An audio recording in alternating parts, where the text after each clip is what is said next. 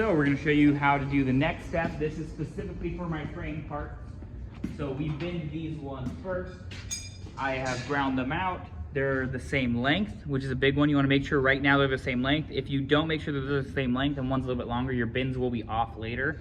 So just be aware the easiest thing is just to make sure they're the right length and that they are the same length to each other. So I can see that they are the same length to each other. Okay. If I needed to, I could come up to a grinder, right, and keep the back straight and then bring them like that together. If I was really worried about making them exact, but you do not need to do that. Okay. I'm coming over to my hand bender. I have two stops here. Get close so you can see this. So I have my back stop and my front stop. We're gonna do the back stop first. We come in up against the back stop and up against our fence, and then we just come down on it and we bend it, okay? Then I'm gonna rotate it 180 this way, and I can bend it. Boom, just like that. And so now we have our trapezoid, okay? Now I can flip it 180 this way, okay? So I just bent this way, I'm gonna flip it this way, and I'm coming to my near bend mark right there, okay? I'm still up against my fence, I'm still down on it, and then I come in and I bend it, okay? And I do the same thing here, in, and bend it, okay? Now that part is done for the bends. The last step for this is gonna be actually just drilling it over in the jig and then cleaning it up, okay? That's one way to bend them. My other way is I could bend it here and then flip it 180 here and do the near bend, right? And so I just bend one side, and now I just need to remember that my large bend bends up, so that this bend should be up, and I won't confuse myself. What we don't want is to get an Egyptian bend, right? What we don't want is for it to bend this way and then the same one bend that way, right? And we can actually, let's simulate that. Let's show that. So people like, well, what if my bends are wrong or I messed them up? It's not that hard. You just let one of your instructors know. We're pretty good at hammering these out.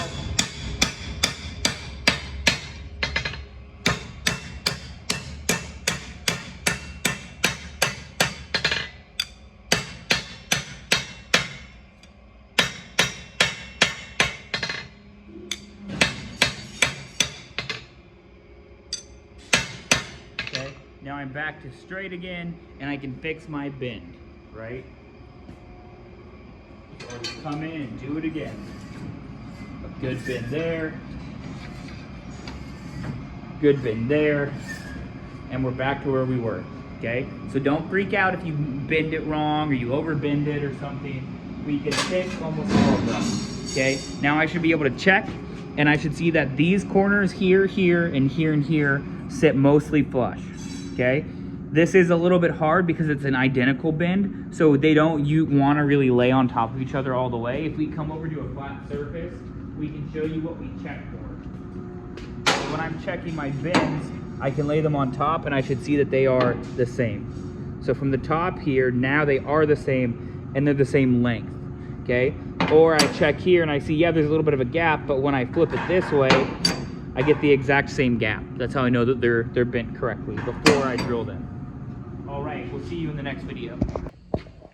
Okay, so now we're gonna be doing the next part in our frame. So we already made sure we did the round over. We put in we put in that nice bevel, and we went and we bent them. We know that they're at the right length, which should have been 11 and 7/8 before we bent them. Now we're going to be taking them in to do our drilling. So I'm gonna lay them over each other just like that. I'm gonna place them in the jig, and I'm gonna place it up against, okay, that brass nut. It needs to go up against that nut, okay? So I push it in against the nut, and I take these two and I tighten them down.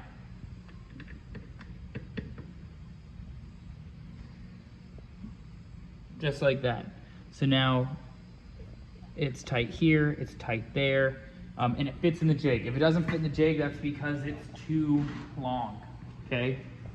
So we'll come over. I already have my bits in here, but we're gonna verify them. So first one is 5/16, second one is 7/16. So 5/16 right here, we'll check it. 5/16 goes in, 21/64 goes in, 19/64 does not go in. That means I'm at 5/16. Okay, same thing, 7/16 goes in, Size up goes in, size down does not go in. That's how I know I'm at 7/16. Okay, I'm gonna add some cutting fluid to all our holes. Just like that. We're actually gonna flip this around because of the way that we designed it. We're going to take one of our nuts, bring it over, attach it to the T that's in the track, and bring it close. I just want you guys to be able to see that. So these are the T's, right, that you need to put in there. Okay, there should be one in there. There's one there, there's one there, and you just need to slide them into position. So I bring it over, get it in and thread it in, and now that allows me to thread it down. Okay, I'm gonna set up my first hole here.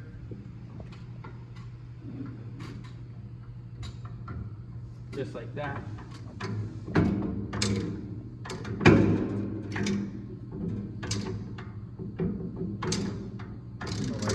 We're gonna drop this down a bit. It looks like the last person to use this ran it a bit tall. Or maybe we won't because it's not letting me. Oh well, we're just gonna check to make sure we have enough depth to go all the way through our part, which we do. Okay. We'll bring it over, bring it close, get it in, and now we can tighten this one all the way down tight. Okay, remember, I never start it when the two are touching. I always need to start it out because of the inertia. It could easily break the bit. So now we'll turn it on, we'll come in, and we'll drill our first hole. Drill, drill, drill. Went through the first one.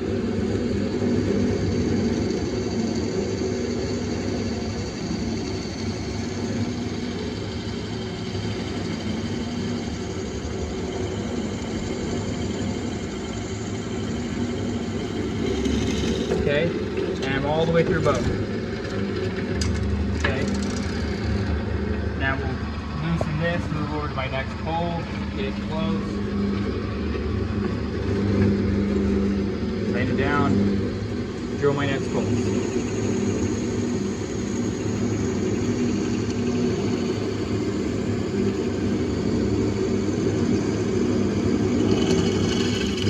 I can hear it and I can see it. And I can feel when I'm about to go through because the sound changes, the feel changes.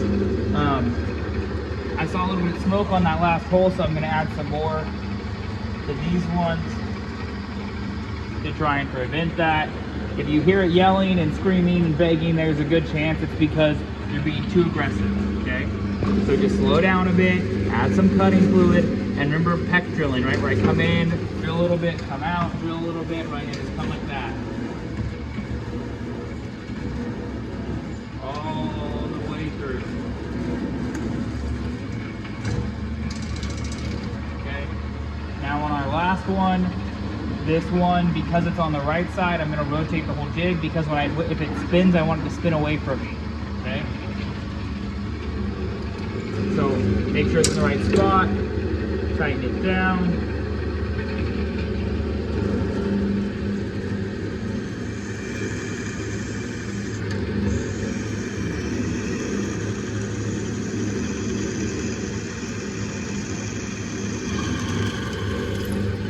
Okay, now we're all the way through our holes.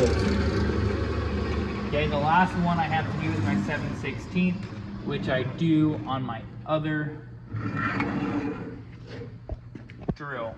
Okay, same thing, I'll get it close, line it up, tighten it down, turn it on, and now we'll come into it.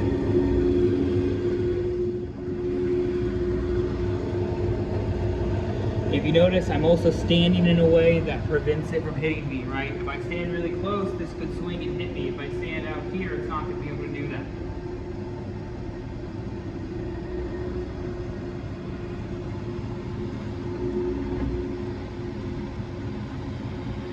Remember, the bigger drills take a little bit longer to start.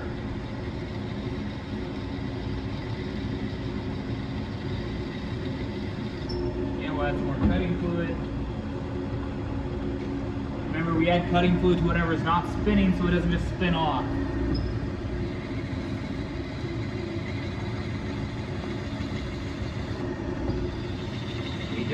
drill through.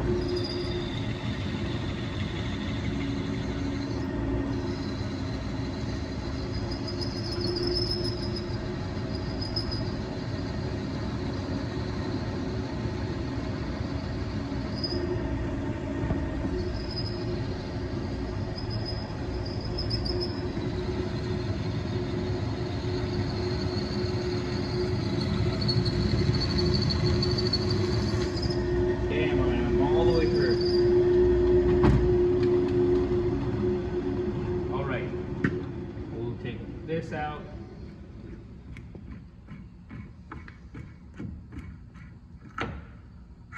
We'll flip them around. We'll grab our air hose and we'll blow the chips off.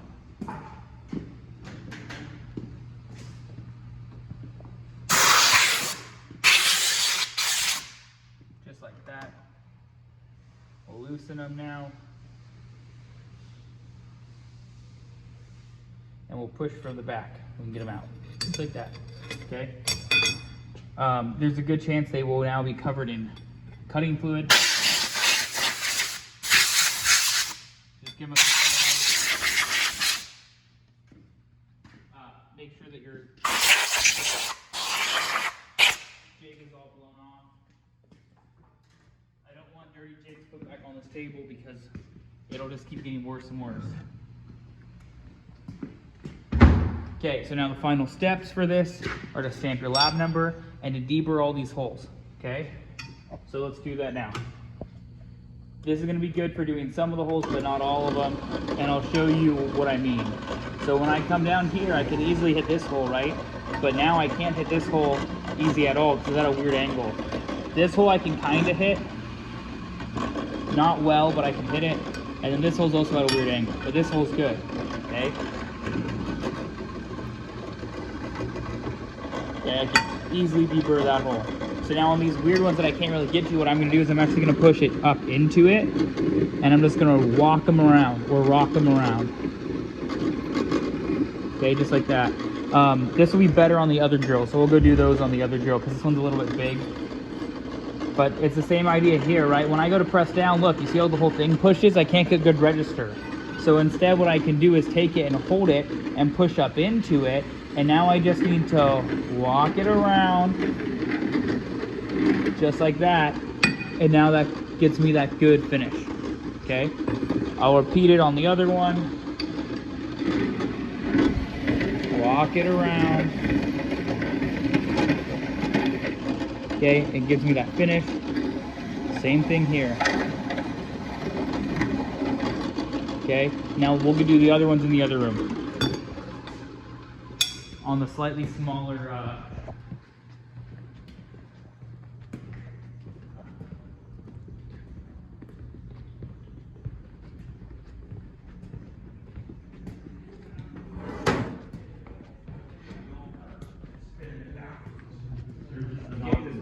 smaller of a countersink, so it's going to be easier for us to use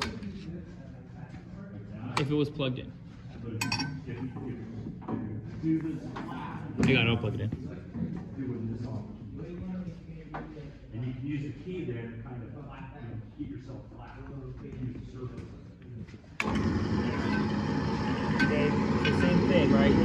Now I'm doing the other side, and so I can actually hit these holes really easy. The sides that are hard from one side are usually easy from the other side, right? See how quick they can come in and just deburr those? Just like that. Okay, but I can't hit this one well. So instead what I'm going to do is I might drop my table down a bit. Okay, or I might move my head up. And now I'm just going to push it in and just walk it around a bit. So I'm pushing up and I'm slightly rocking it. Okay, now let's get those edges that I normally can't get. Same thing here. Just go back through, walk these around.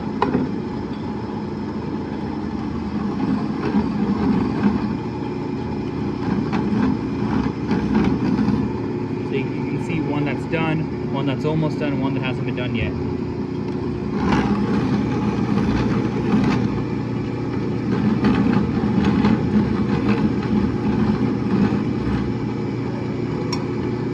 Okay, and the ones that are easy to do, I can do them, right? Or I can do them all like this, it doesn't matter.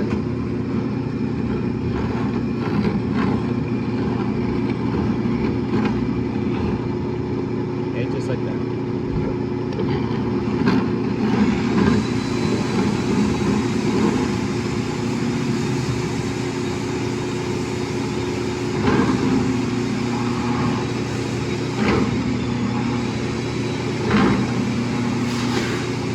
Okay, now they're all deburred.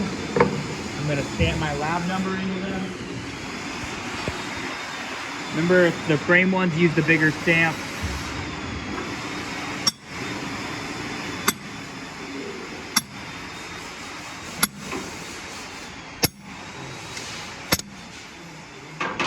Zero, zero, zero. Remember, if I ever miss stamp, I lock it in,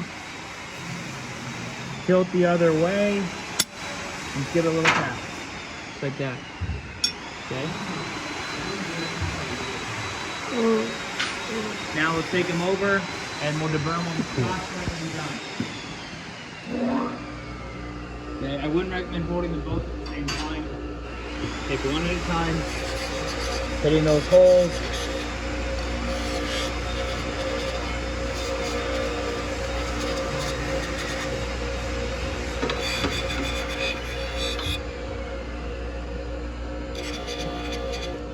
And this is easier when the Scotch-Brite's a little bit newer.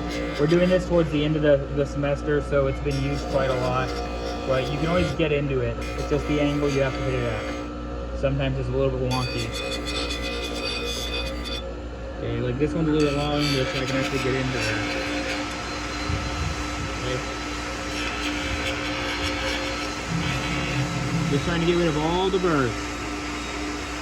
No burrs.